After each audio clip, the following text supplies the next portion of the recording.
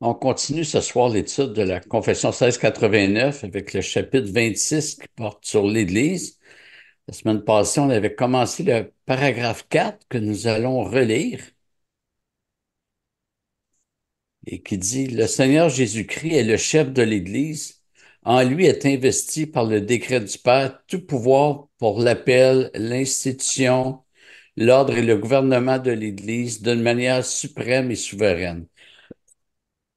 Le pape de Rome ne peut être chef de l'Église en aucun sens, mais il est cet antéchrist, cet homme de péché et fils de perdition qui se dresse lui-même dans l'Église contre Christ et contre tout ce qui est nommé Dieu.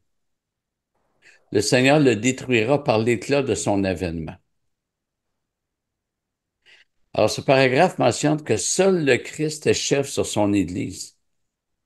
Peut-être que certains trouveraient que ce rôle est difficile à considérer puisque Jésus est au ciel et nous sur la terre. Certains pensent qu'on a besoin d'un chef parmi nous. Euh, la réponse à ce point est double. D'abord, il y a l'œuvre du Saint-Esprit. C'est pas parce qu'on ne le voit pas qu'il est moins présent.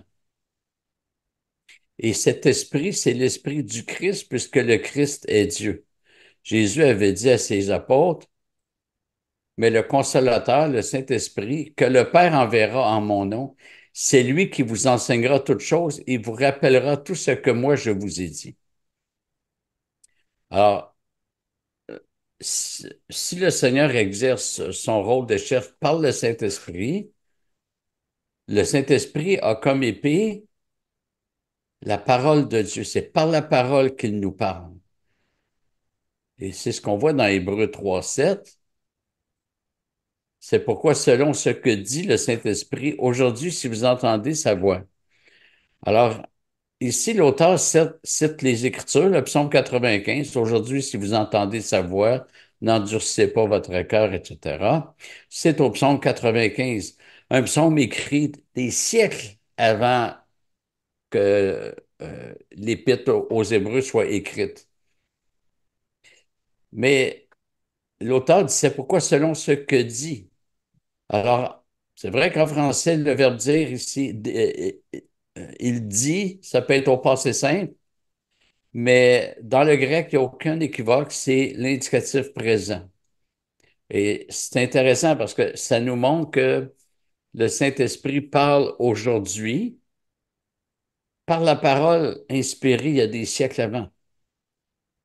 Donc, Jésus-Christ exerce sa seigneurie euh, par le Saint-Esprit qui utilise la parole. Et je pense qu'on peut dire que si on est chrétien, on a tous été convaincus, dirigés par la parole.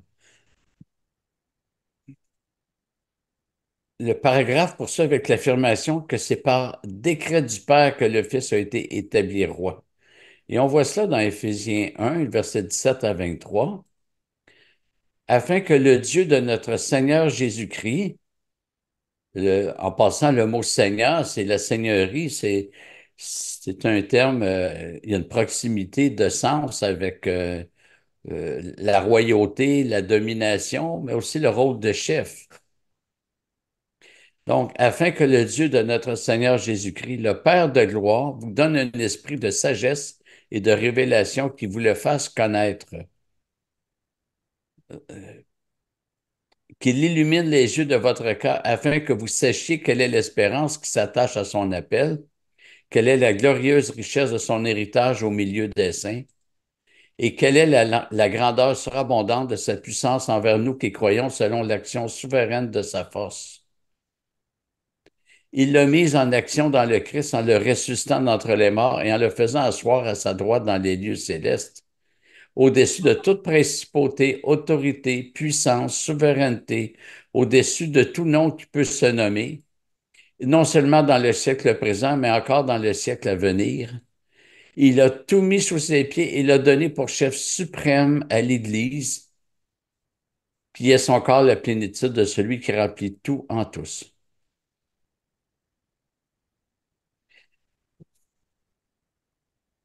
Une autorité ne peut pas s'autoproclamer. Il n'y a personne qui peut dire, moi, je décide d'avoir l'autorité.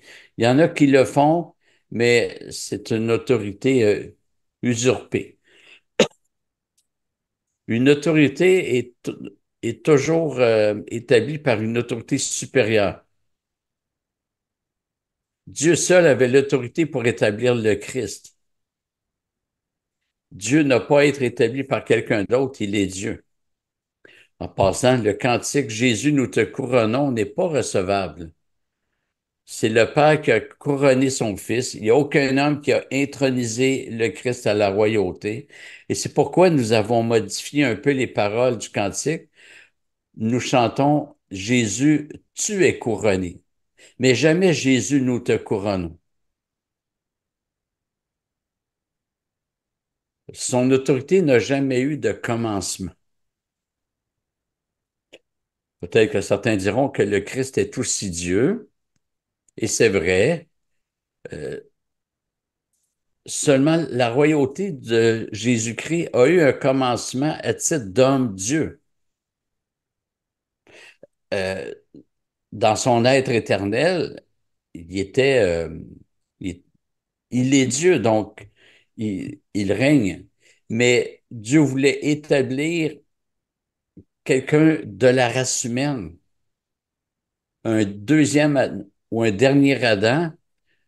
Le premier Adam avait reçu la domination, il l'a perdu. Dieu voulait, dans sa création, établir un chef parmi les hommes. Si vous regardez bien le verset 22 qu'on a lu, euh, c'est ouais, c'est marqué qu'il l'a donné pour chef suprême à l'Église, mais si on suit ce qui précède, si on lit ce qui précède, c'est suite à la résurrection du Fils. Un autre passage dans Colossiens, il est l'image, donc en parlant du Fils, il est l'image du Dieu invisible, le premier-né de toute la création, car en lui, tout a été créé dans les cieux, sur la terre, ce qui est visible, ce qui est invisible, trône, souveraineté, principauté, pouvoir. Tout a été créé par lui et pour lui. Il est avant toute chose et tout subsiste en lui. Il est la tête du corps, on peut traduire par chef, c'est le même mot en grec. Il est la tête du corps de l'Église. Il est le commencement, le premier-né d'entre les morts, afin d'être en tout le premier, car il a plu à Dieu de faire habiter en lui toute plénitude et de tout réconcilier avec lui-même, aussi bien ce qui est sur la terre que ce qui est dans les cieux, en faisant la paix par lui, par le sang de sa croix. Alors, ce qui est intéressant, c'est que Paul passe de la suprématie du Christ sur la création, au verset 15 à 17, au rôle de chef de l'Église, verset 18, avant de revenir sur la suprématie du Christ sur toute la création. Si le Christ était chef de l'Église sans être le roi de l'univers, il ne pourrait être chef de l'Église pour sauver des gens de par toute la terre. Ça, euh, la chefferie du Christ n'est pas limitée à l'Église, elle est cosmique. Ça nous ramène au pape. À l'époque de la rédaction de la 1689, la papauté était très forte. Son pouvoir politique était puissant, euh, beaucoup plus qu'aujourd'hui. Et ceux qui se présentaient devant le pape, même devant un cardinal ou un évêque, devaient faire toutes sortes de stepettes, embrasser la bague, etc. Beaucoup d'honneur et de pompe inutiles. Et lors de la rédaction de la 1689, ben, il y avait beaucoup de tensions entre les protestants et les catholiques. Puis euh, le pape voulait persécuter les protestants. Il y avait assez de pouvoir qu'il pouvait demander à un pays d'envoyer, et il l'a fait. Il y a un pape qui a demandé aux Espagnols d'envoyer l'armée contre les protestants en Angleterre. Et donc, de voir un pape qui veut détruire l'Église protestante, un pape qui se laisse adorer. Euh, c'est un peu normal que les réformés baptistes aient pensé que le pape était l'Antéchrist. Euh, on parle souvent des croisades. Euh, ben, c'était pas juste contre les musulmans que le pape s'opposait, c'était contre les protestants aussi. De nos jours, le pape n'a plus un tel pouvoir. Au plus, il y a un pouvoir moral, il y a peut-être une influence morale. La 1689 affirme que le pape ne doit pas être considéré comme le chef de l'Église. C'est une prétention de Rome que de considérer le pape comme le chef de l'Église. Et voici quelques questions du catéchisme catholique. Question 131. Quel est le chef invisible de l'Église? Réponse, le chef invisible de l'Église est Jésus-Christ. Question 132. Quel est le chef visible de l'Église? Réponse, c'est notre Saint-Père le Pape. L'évêque de Rome, qui est le vicaire ou représentant de Jésus-Christ, est le chef visible de l'Église. Question 133. Pourquoi le pape, l'évêque de Rome, est-il le chef visible de l'Église? Réponse. Le pape, l'évêque de Rome, est le chef visible de l'Église parce qu'il est le successeur de Saint Pierre que Jésus-Christ a établi chef des apôtres et chef visible de l'Église. C'est au 7e siècle que l'évêque de Rome s'est vu attribuer le titre de chef de l'Église. Et pourtant, jamais la Bible ne reconnaît cette institution. Ça veut dire, au 7e siècle, donc les années 600, ben, euh, ça faisait déjà 600 ans que l'Église existait, puis c'est au 7e siècle qu'on dit, tiens, finalement, l'évêque de Rome, c'est le chef de l'Église. Comment ils ont pu fonctionner 6 siècles sans cela? On va regarder deux textes, Matthieu 16, 18, où Jésus dit à Pierre, je te dis que tu es Pierre et que sur cette pierre je bâtirai mon église et que les portes du séjour des morts ne prévaudront pas contre elle. Euh, il y en a qui disent que, évidemment, ici Jésus parle à Pierre, mais sur cette pierre, Jésus parlerait de soit la confession de Pierre, parce que ça suit sa confession, tu es le Christ, le Fils du Dieu vivant, etc. Euh, donc, il y a des protestants qui disent que cette pierre, ça ne représente pas Pierre, mais la confession de Pierre. J'hésite beaucoup à aller dans cette interprétation-là. Euh, Parce que dans Jean 1, Jésus a pris Simon et il lui a dit, tu vas t'appeler dorénavant Céphas, ce qui signifie Pierre. Pourquoi est-ce que Jésus change le nom de Simon en celui de Pierre? Ben, à chaque fois que Dieu change le nom de quelqu'un dans l'Écriture, c'est pour montrer soit l'entrée dans une nouvelle phase, un ministère. Bon. Alors, je pense que Jésus parlait à Pierre. Autrement dit, tu es Pierre et sur cette pierre, sur toi, je bâtirai mon Église. Maintenant, ça veut dire quoi? Ça veut dire que Pierre est devenu pape? Non. Euh, Pierre est tout simplement le premier à recevoir la révélation.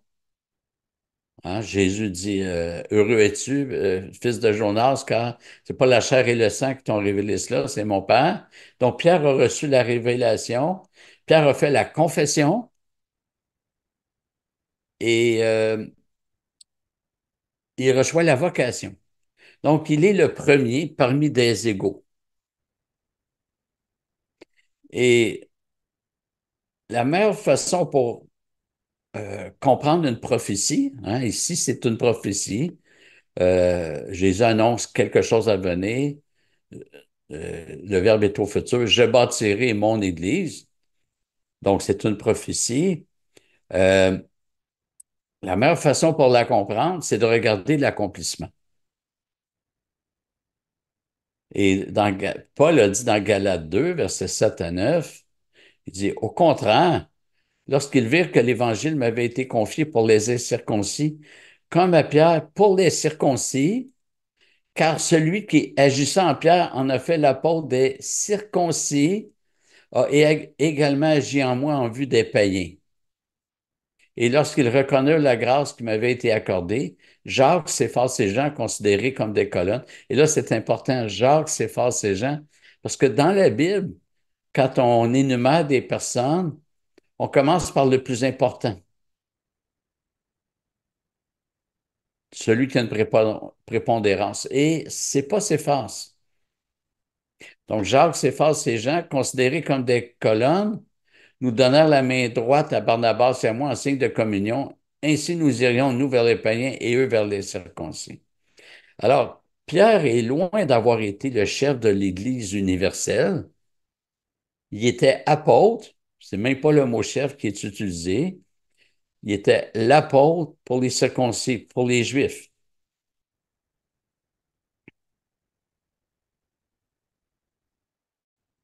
La fin du paragraphe que nous étudions affirme que le pape est l'antéchrist. Il donne comme référence biblique ceci.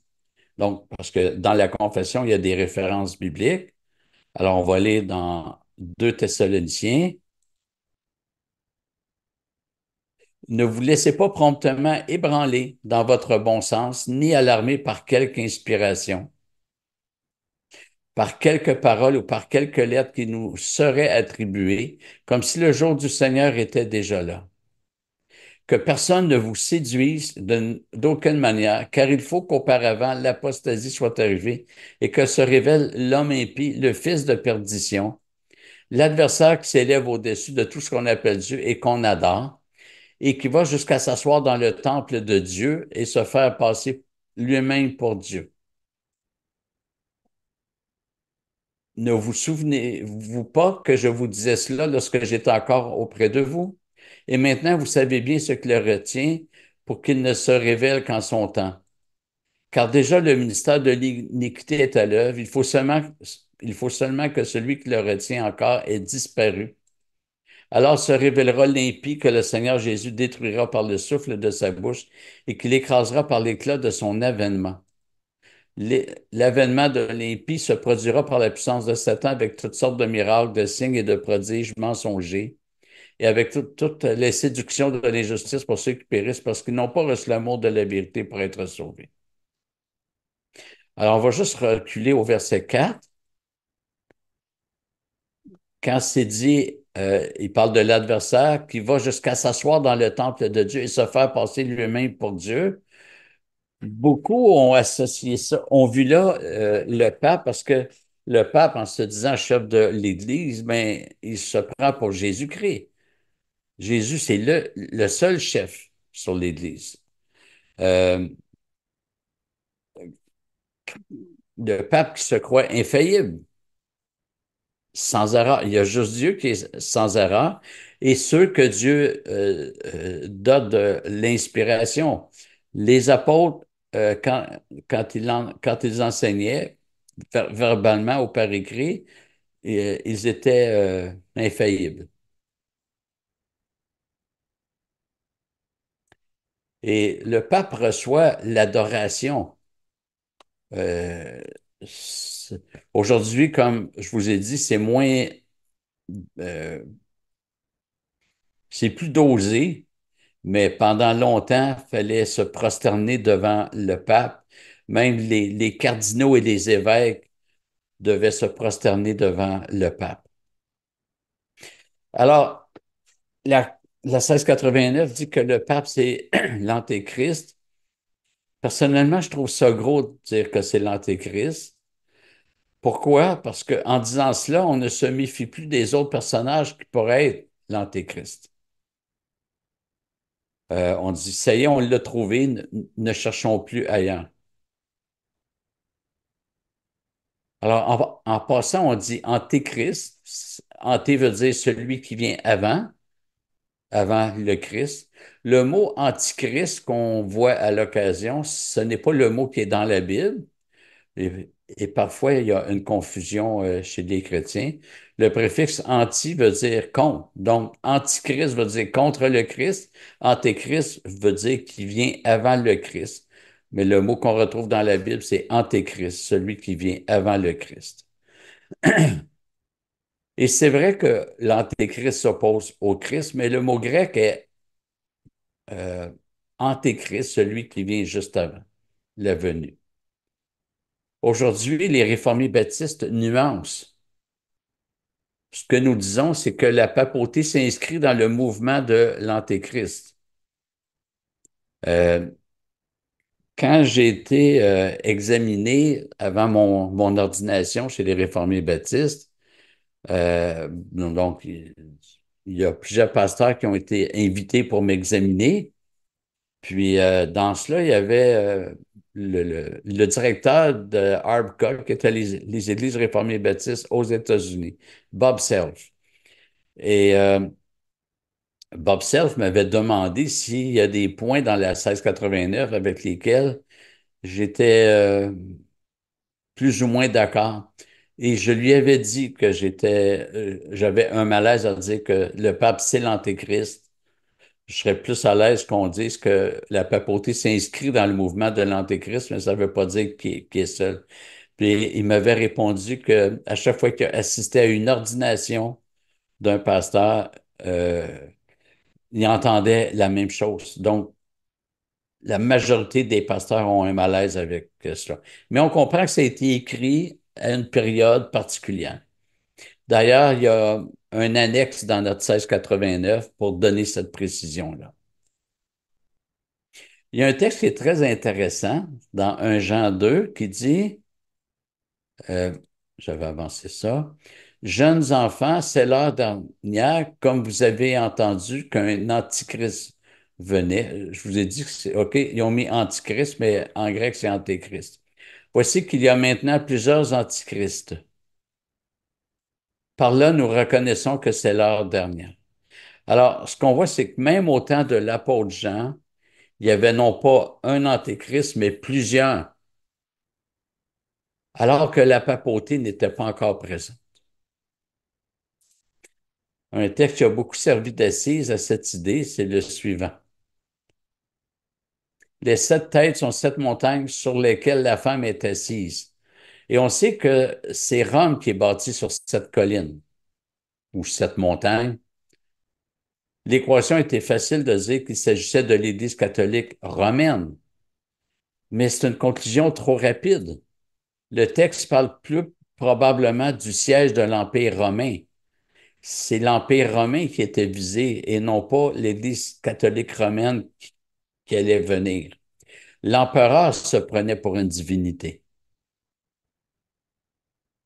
Alors, je ne pense pas que le texte d'Apocalypse 17.9 puisse être sollicité pour affirmer que le pape est l'Antéchrist. Voilà, on va s'arrêter ici pour ce soir. Merci de votre attention.